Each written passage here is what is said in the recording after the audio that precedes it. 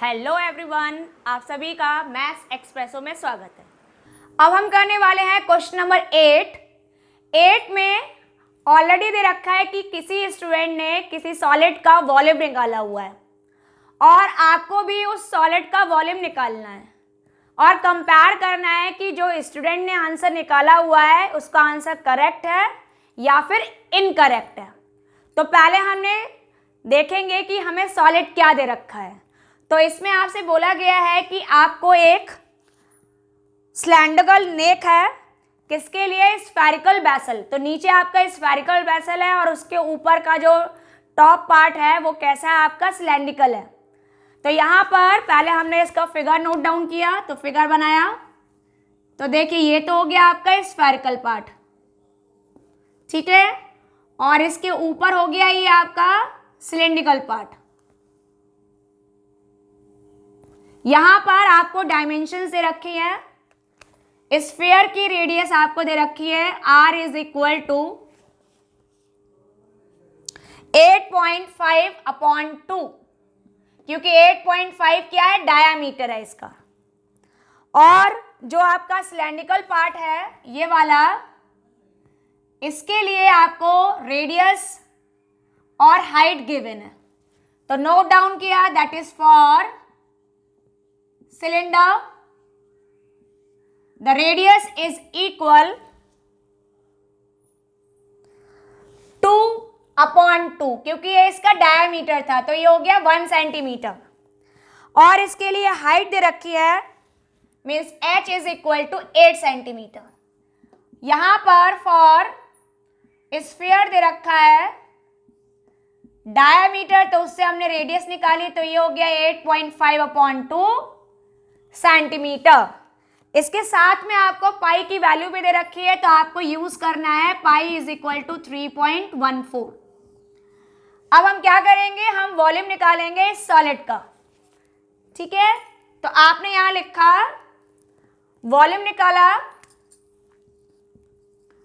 Solid के लिए, तो आपको क्या करना पड़ेगा? जो आपके स्फीयर का वॉल्यूम है और जो आपका सिलेंडर का वॉल्यूम है दोनों को ऐड कर देते हैं। तो आपने यहां लिखा volume of cylinder plus volume of sphere.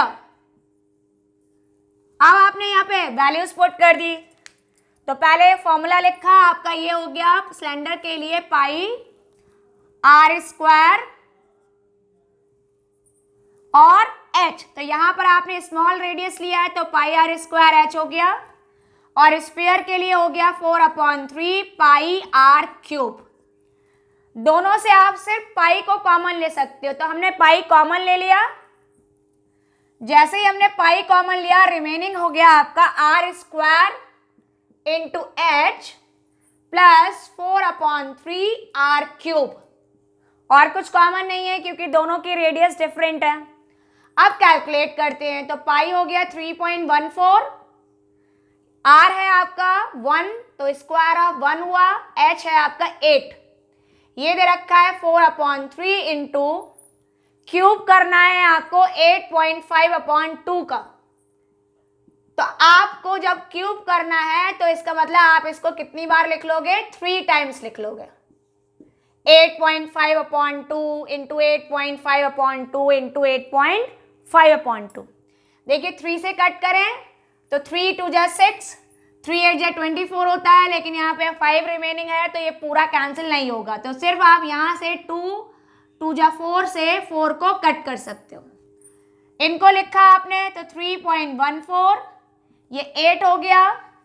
इसको सिंप्लीफाई करें हम तो 8.5 का क्यूब करते हैं। तो देखो सिंपल है, 8.5 में जब 8.5 मल्टीप्लाई करोगे तो 8.5 का आपको स्क्वायरिंग करनी है।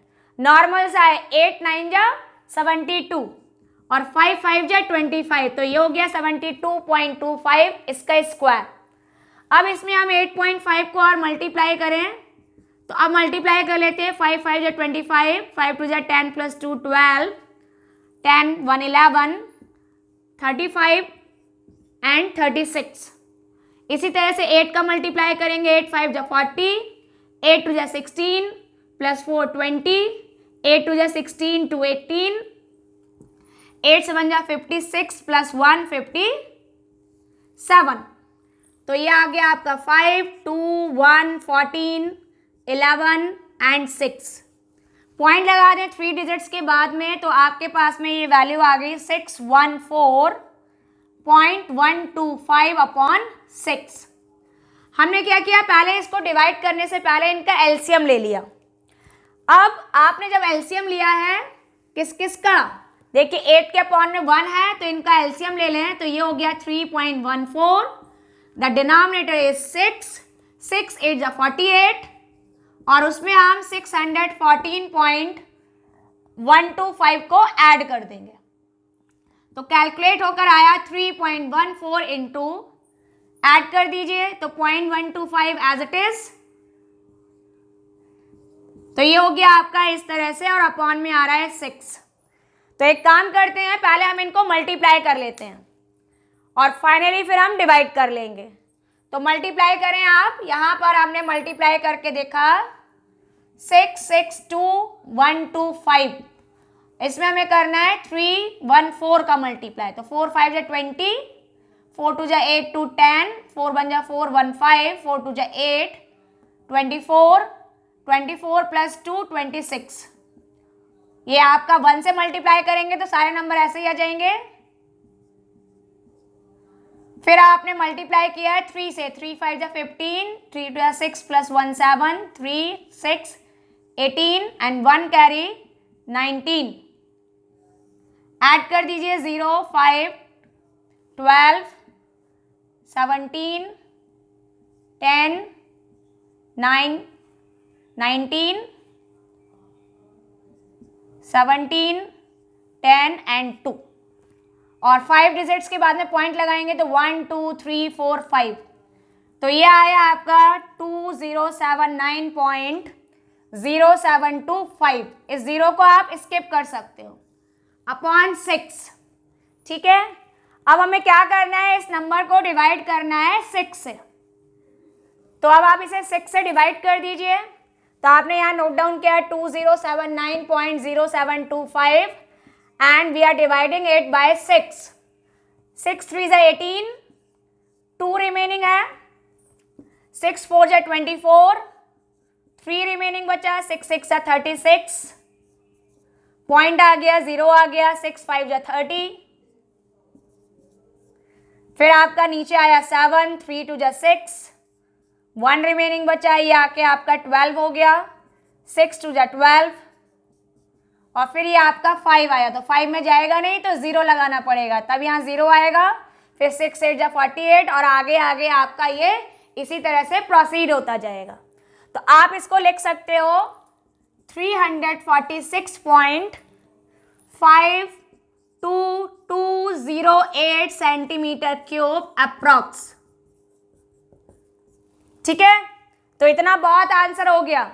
अब हम मैच करते हैं कि जो आपको रिजल्ट दे रखा है स्टूडेंट का आंसर, क्या वो आंसर इससे मैच कर रहा है। तो आपको जो आंसर दे रखा था इट वाज 345, और आपका आंसर कितना आ रहा है 346 पॉइंट समथिंग। तो इसका मीन्स ये हुआ कि जो स्टूडेंट ने इस फिगर का, इस सॉलिड का वॉल्यूम निकाला है वो कैसा है, आपका इनकरेक्ट है। तो आप यहाँ पर मेंशन कर देंगे, तो फाइनल रिजल्ट हो गया आपका, यहां पर आप लिख दीजिए answer of student is incorrect. ठीक है, जो उसने वॉल्यूम निकाला है वो इनकरेक्ट है, तो करेक्ट वॉल्यूम कितना हुआ आपका वो लिख दीजिए। करेक्ट वॉल्यूम है 346.52, इतना लिख सकते हो, या इसके आगे भी आप लिख सकते हो सेंटीमीटर क्यूब अप्रॉक्स।